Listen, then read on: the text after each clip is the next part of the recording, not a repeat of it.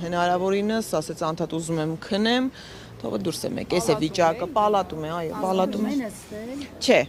Չէ, որովհետև գլխապտույտներ ունի։ Բժշկական փաստաթղթերը ստացվեցին։ Ես հիմա չեմ հրապարակի, բժշկական փաստաթղթերը ստացել ենք, նաև ուղարկել ենք օրինակները վերաքննիչ քրեական դատարան, քանի որ սպասվում է, որ դատարանը պետք է նաև այսօր կարծում եմ վարույթ ընդունելու մասին որոշում եւ որոշման հրապարակման օր պետք է նշանակի։ Մենք ակնկալում ենք, որ դատարանը գոնե թե այս բացառիկ հանգամանքները հաշվի առնելով շտապողականություն կդրսևորի։ Հրավոր է քննելու այսինքն։ Կարծում եմ այո։ Մենք չենք միջնորդել բանավորի,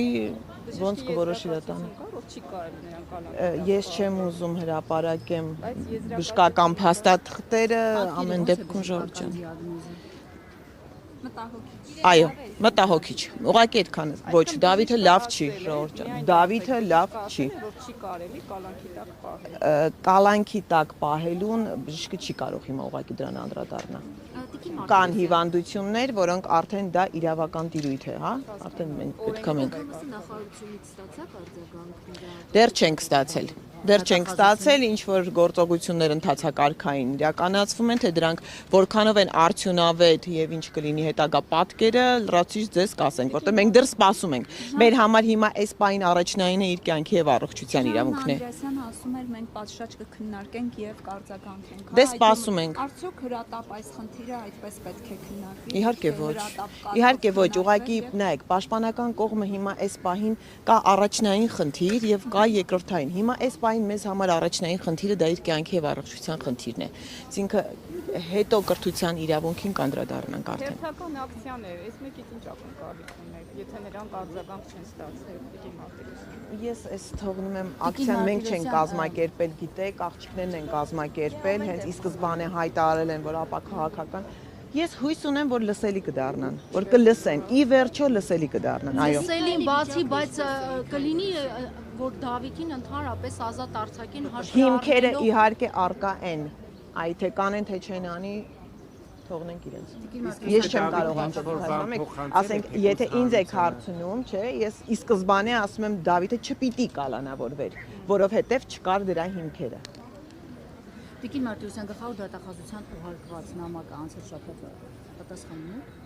Չէ, չունենք դեռ ոչ մի բան։ Ընթացակարգային այնտեղ կարծեմ ուղարկել էին կենտրոն դատախազություն, ասենց դեռ որևէ պատասխան չունենք։ Բայց դուք ակնկալում եք Աննա Վարդապետյանի որոշումը, ճիշտ է։ Իհարկե, դիմել ենք իրեն։ Եվ Աննա Վարդապետյանը ուներ այդ իրավասությունը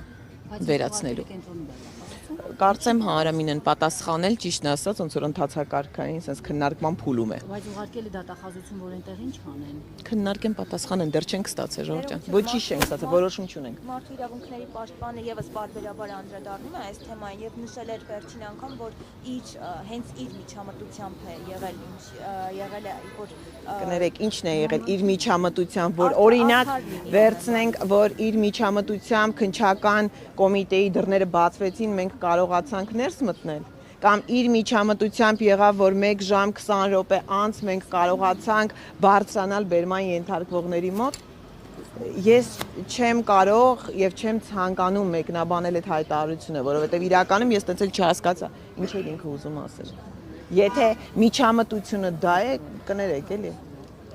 Այդ այնքան բացահայտ էր, այդ օրը առաջին օրը հենց առաջին պահից ես բարձրաձայնել եմ անընդհատ այդ ահազանգերը, որ խնդրում եմ ապահովեք, դա անհապաղն է, որ մենք կարողանանք լինել իրենց մոտ։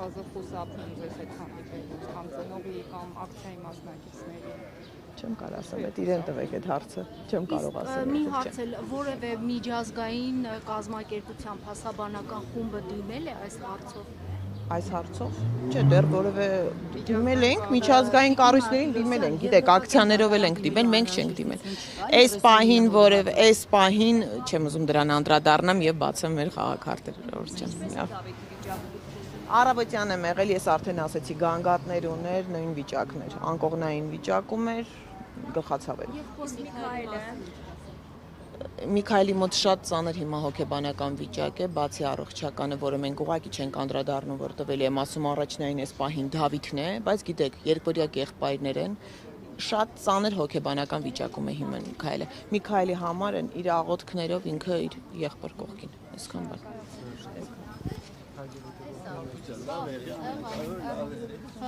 Աղաղ